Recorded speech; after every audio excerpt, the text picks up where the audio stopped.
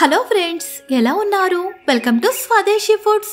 ఈ రోజు మనం ఎంతో టేస్టీ అండ్ హెల్తీ అయిన స్వీట్ కార్న్ తోటి సలాడ్ ఎలా తయారు చేసుకోవాలో చూద్దాం. ప్రస్తుత కాలంలో అయితే ఏదో ఒక సలాడ్ తినడం మన ఆరోగ్యానికి చాలా మంచిది. ఈ సలాడ్స్ అయితే తక్కువ క్యాలరీలు అలాగే అధిక పోషక విలువల్ని కలిగి ఉంటాయి. ఇది మనం బరువు పెరగకుండా నియంత్రించడంలోనూ అలాగే ఆకలిని తగ్గించడంలోనూ కూడా సహాయపడుతుంది. ముఖ్యంగా వెయిట్ లాస్ అవ్వాలనుకునే వాళ్ళకి ఈ సలాడ్ ఒక బెస్ట్ రెసిపీ అనే చెప్పుకోవచ్చు. ఇప్పుడు ఏ రెస్టారెంట్స్ లో చూసినా కూడా ఈ సలాడ్స్ ని ప్రత్యేకంగా తయారు చేస్తున్నారు. ముందుగా ఒక స్వీట్ కార్న్ తీసుకుని దాని గింజలు మొత్తం వలిచిపెట్టుకోవాలి. చూడండి, ఈ గింజలు మామూలు మొక్కజొన్న గింజల కన్నా కూడా కాస్త పెద్దవిగా ఉన్నాయి కదా, కాబట్టి వీటిని మనం సులభంగానే వలిచేసుకోవచ్చు. చూడండి, ఇలా స్వీట్ కార్న్ మొత్తం వలుచుకున్న తర్వాత ఇప్పుడు ఒక బౌల్ తీసుకుని అందులో ఈ వలిచి పెట్టుకున్న స్వీట్ కార్న్ గింజలు మొత్తం వేసేసుకోవాలి.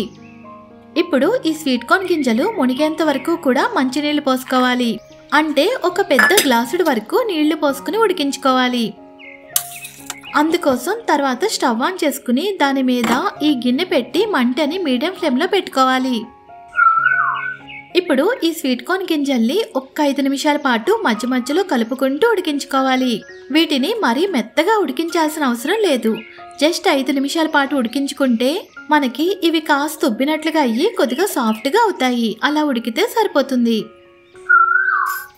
5 నిమిషాల తర్వాత వీటన్నింటినీ కూడా ఒకసారి బాగా కలుపుకొని ఇప్పుడు ఈ స్వీట్ కార్న్ గింజలు ఉడికాయో లేదో ఒకసారి చెక్ చేసుకోవాలి. ఇప్పుడు ఒక స్వీట్ కార్న్ గింజ తీసుకుని కాస్త చేత్తో చిదిపి చూడండి.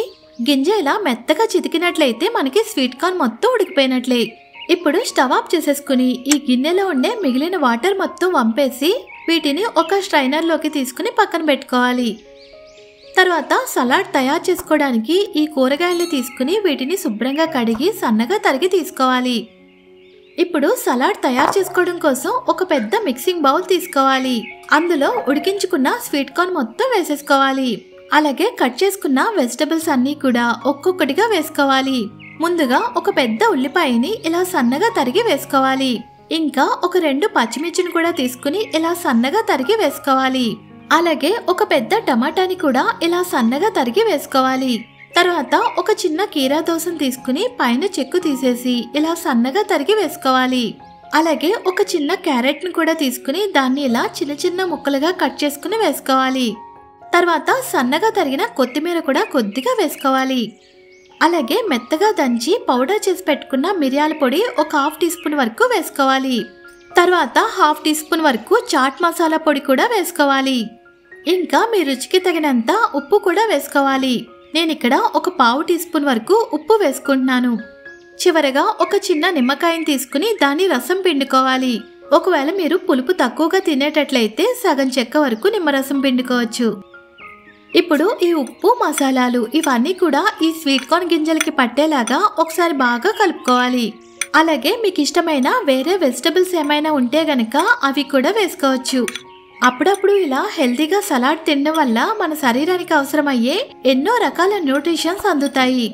ఒకవేళ మీరు గనక వెయిట్ లాస్ అవ్వడం కోసం ఈ సలాడ్ తినాలనుకుంటే కొద్ది రోజుల పాటు ప్రతిరోజు కూడా డిన్నర్ ని స్కిప్ చేసేసి ఈ సలాడ్ ని తిని చూడండి.